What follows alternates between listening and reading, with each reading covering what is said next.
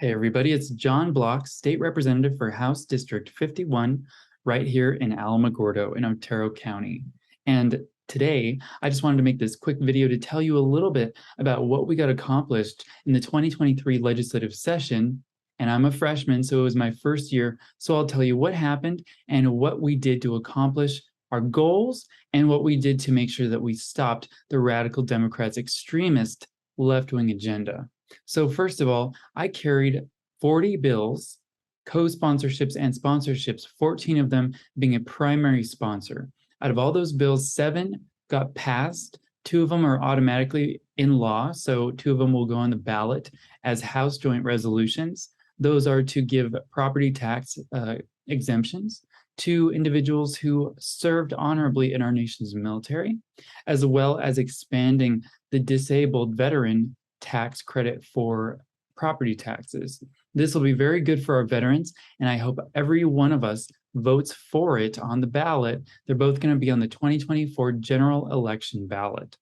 So, this year I sponsored a lot of bills. The one of them that I'm very interested and proud about is New Mexico's first ever heartbeat bill that we put forward. It died in its first committee, but we had New Mexicans from across the state come out to support our efforts to make sure that we can protect innocent human life in New Mexico.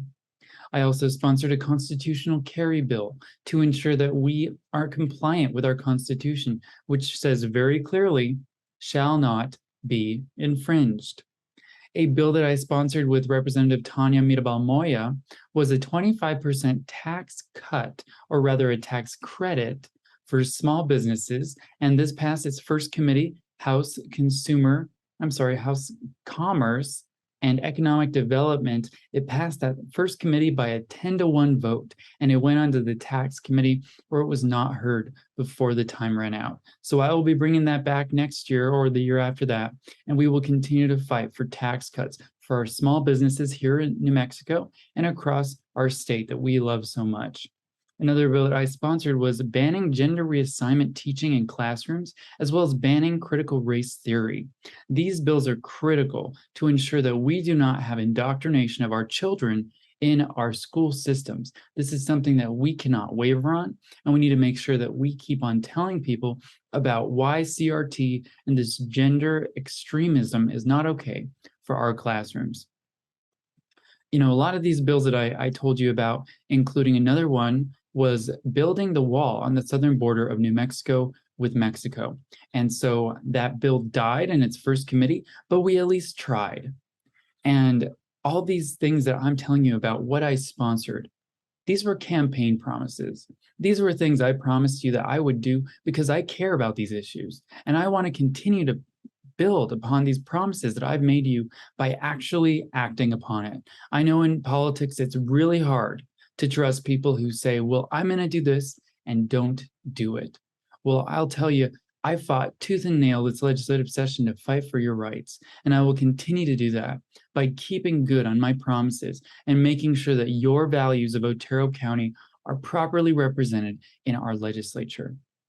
So of the bills that I sponsored, I told you about 2 of them, and then another one was House Bill 131. It was a co-sponsored bill that I was on that made sure that folks who have their disabilities, they have amputations, they can get proper coverage of their custom prosthetics and orthotics to make sure that they can get the proper certifications and needs that they need to make sure that they can get these prosthetics to make their lives better. That's one bill that I was so proud to co-sponsor, and it is on the governor's desk, and I sure hope that she signs it by April 7th, which is the deadline to sign new legislation. So some bad bills that got passed. These are really, really extremist bad bills that passed. And I'll tell you what they did pass, even though we were not able to stop it. This is what is now going to become law, maybe, if the governor signs it.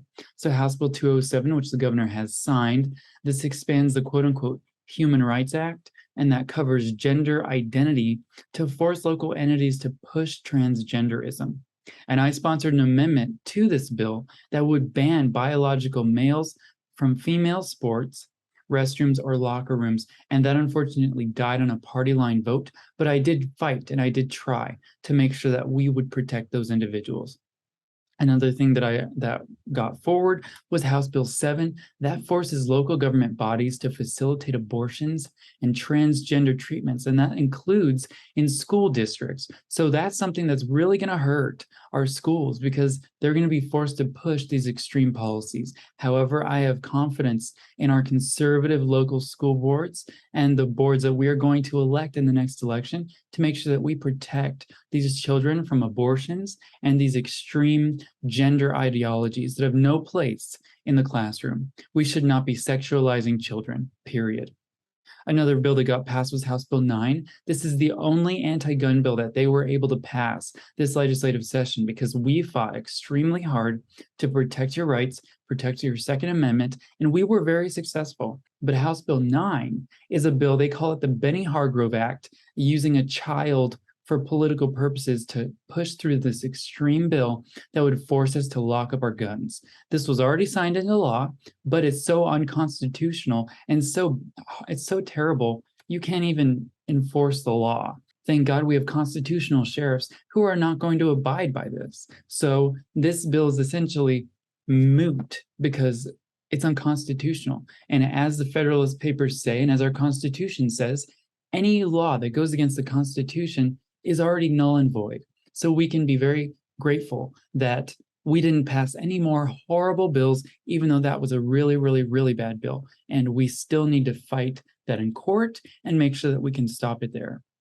A couple crazy election reform bills squeaked by. One was House Bill 4. This bill is one that would do many things. So first of all, it will create a permanent absentee voter list to automatically send someone a ballot if they get on this list. And so it'll continue to send them a ballot. So this is bad, but I think we can also harness this for our own voters. If these Democrats are going to use this against us, we cannot be unilaterally disarmed. We need to also use this to our advantage by getting people on this list, making sure that they get their ballots and that they vote in elections. Another bill is House Bill 180. This will restrict IPRA requests after 60 days of an election of any information regarding the election, such as ballots, tabulator tapes, things like that. So we would only have 60 days to get that information request in to get that information. And then after 60 days, we would need a court order with probable cause. And we all know how the judges in this state are. So that would not be very good for us. So those are two things that they did get passed. Unfortunately, they're bad.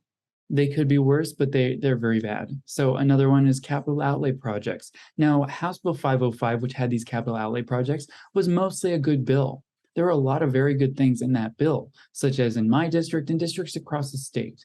But the governor put a poison pill in there to put $10 million for an abortion mill in Doña County to fund killing babies with our tax dollars and to hurt these women and mothers and children. And most of them are from Texas. They're from another state. So we would be funding another state's abortions. So that's just one bill that got through. But I did sponsor an amendment to strip that $10 million out of the bill. Unfortunately, it squeaked by. It did not pass, but it was a very tight vote. And we can be confident that with these tight votes, we can build our momentum in the next election to make sure that we get more conservative Republicans elected, as well as hopefully boost some extremely Democrats out of office and put conservative moderates in those Democrat areas where there is no chance of electing a Republican. So Senate Bill 65 was another extreme bill that would give the possibility of parole for extreme violent offenders who were charged as minors or juveniles, and those individuals who may have multiple life sentences. It would essentially strip life sentences out of the books. So these individuals would have the opportunity for parole every 4 years after starting at 15 years to 25 years, depending on what they were given at the court. They would get the opportunity every 4 years for a parole hearing. This would re-victimize those individuals who were hurt, harmed, killed, and that included people who were murderers, such as mass shooters, and also rapists. So myself and Representative Lord, I sponsored an amendment that would have stripped out this for mass shooters. Representative Lord sponsored an amendment to take out rapists and other violent offenders. And then Representative Reeb, she put an amendment that would have extended the length of when they would be eligible for these parole hearings. Unfortunately, all three of those amendments died, but we did fight very hard on that bill up until 2:30 in the morning, fighting against that extreme bill that would hurt our victims, re-victimize these families, and would be not very equal at all. But in the name of restorative justice, again, they use that to push this bill through. That is now law, unfortunately, but we will continue to fight these extreme policies every single place that we have to. So I know there's a lot of bad stuff, but the good stuff is coming up now. And some good stuff include the medical malpractice law that Republicans, we forced the Democrats' hands to make change and to fix the extreme malpractice law that's been hurting our state for years. And so thankfully we got a fix. We forced through this fix by putting on the House floor to blast out one of our Republican bills that would have fixed it. And we did suffer some political consequences the day that that happened. However, in the long term, we got a permanent fix for you to make sure that the doctors in our state stay in our state. And that was one very positive note that we can say Republicans led, we fought hard, and we brought results for you because we didn't back down and we didn't stop. So thank you to everyone in the Republican caucus in the House and Senate for helping work on this bill and make sure that we stopped the Democrats from killing our proposal to ensure that this can protect our doctors in the state. So other accomplishments, other bad bills that we killed a radical plastic bag ban bill that was put forward by Senator, I forget his name. He's from Las Cruces. He's a radical leftist. And this bill would have forced through a plastic bag ban. So if you go to Walmart, you're no longer allowed to have a plastic bag to carry your groceries. And these don't work. They're stupid. And the alternative actually would hurt the environment even more, which is what I brought up in committee. And so thankfully, that bill died. Another bill that died was one that would, well, let's talk about the gun bills now. So House Bill 101, House Bill 100, those were Representative Andrea Romero's bills. She's a Democrat from Santa Fe. And those bills, one of them would have forced a 14-day waiting period before getting a firearm. And then the other one would be a magazine ban, like I talked about earlier, over 10 rounds. So thank God those two died as well. Those bills died. And then another mirror bill, Senate Bill 427 by Representative, or rather Senator Joseph Cervantes, which was also a 10-round magazine ban bill that died as well. Then Senate Bill 44, which was from Senator Peter Worth, it would criminalize anyone who wanted to have a concealed or open carried firearm to the polling place. And that would make every polling place, including drop boxes, a polling place, and banning us from just walking past one of these drop boxes. Let's just say you have to go to the county building, for instance, here in Otero County. You couldn't be within 100 feet of that drop box, or else you would be criminalized. So that bill died. Senate Bill 428, which was it was like to target firearm retailers such as Dave's Guns here in Alamogordo. It would have put a target on these different gun salesmen's backs, and it would have opened them up to litigation. So that bill thankfully died. And then Senate Bill 116, which was by Senator Kerry Hamblin, was a 21-year-old cap on buying a firearm. So you couldn't buy a firearm if you were less than 21 years old. So thankfully that died as well. Other bills that are not gun-related, we killed a proposal that would increase the minimum wage to $16 an hour, and that would harm irreparably small businesses and kill even more jobs in the state. We stopped the Democrats' far-left socialist paid family leave policy that was killed by two Democrats actually in a committee after they realized it was a very bad policy and it was socialism. So thankfully that died as well. We stopped the Democrats' far-left bill that would restrict public information requests from local governments. And so this bill was very heavily opposed by newspapers, and you could call them the Fourth Estate. They thought this was not open, and we would not be able to get information about hiring practices of counties because they would be so heavily restricted with this extreme bill. We killed that, and I was one of the main proponents of killing that bill in committees as well as on the floor. We did everything possible to make sure that that bill died, and thank goodness it died. Another one is killing an unconstitutional bill that would usurp local government's rights. And after I boldly advocated against it on the House floor, citing the state constitution and other things, that bill died as well. That died on the Senate side. And we're very lucky that that died, because that would have irreparably harmed Otero County and many of the local governments in the state, such as McKinley County and Rio Arriba County, who all came out against it.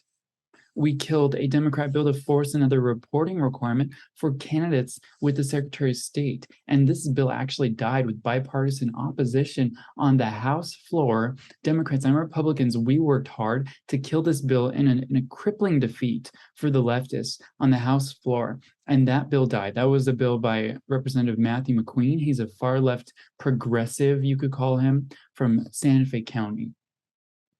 We killed a bill with bipartisan opposition with us on letting 16 and 17-year-olds vote in elections. And what a stupid idea. But we killed it on a tie vote in House Government Elections and Indian Affairs Committee, where I sit.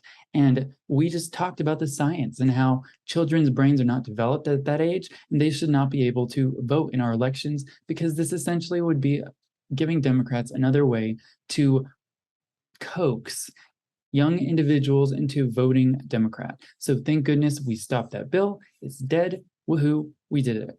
Another bill that we killed was a Clean Fuel Standard Act that would have made gasoline prices over 50 cents per gallon higher. That's another big thing that we accomplished by killing that. It's the third year in a row that that extreme bill has died. And it's because all of us working together killed it. Last year, it died on the House floor on a tie vote, and this year, I don't believe it even got a vote. So thankfully, that bill is dead, and we can sleep well at night knowing our gas will not be 50 cents per gallon higher, which would hurt everyday New Mexicans, especially lower income individuals who are already living paycheck to paycheck. We killed House Bill 6, which extends a rent moratoriums, which would harm landlords, and it would let these squatters live in these buildings and households free of rent, and it would protect them from any kind of taking out of that, no evictions whatsoever. So we were very successful in killing many extreme Democrat bills, and I am very, very blessed to work alongside many conservatives in the House and Senate who were our partners in fighting hard against these bills. And we couldn't have done it without supporters like you, who fight hard every day to keep on top of what's happening in New Mexico and to stop this radicalism from harming our state and the future and the generations to come. So on behalf of everyone, I want to say thank you. And I want to say we did a lot of good work in this legislative session. There's a lot of work to do still, but you can rest assured knowing that the Republicans, at least many in the House and the Senate, we fought extremely hard to stop these extreme left-wing proposals and to promote our conservative New Mexico values that all of us share. So thank you for the opportunity to humbly serve you as your representative in New Mexico. And I am very blessed to be a representative for House District 51. Thank you guys so much. Take care. Goodbye.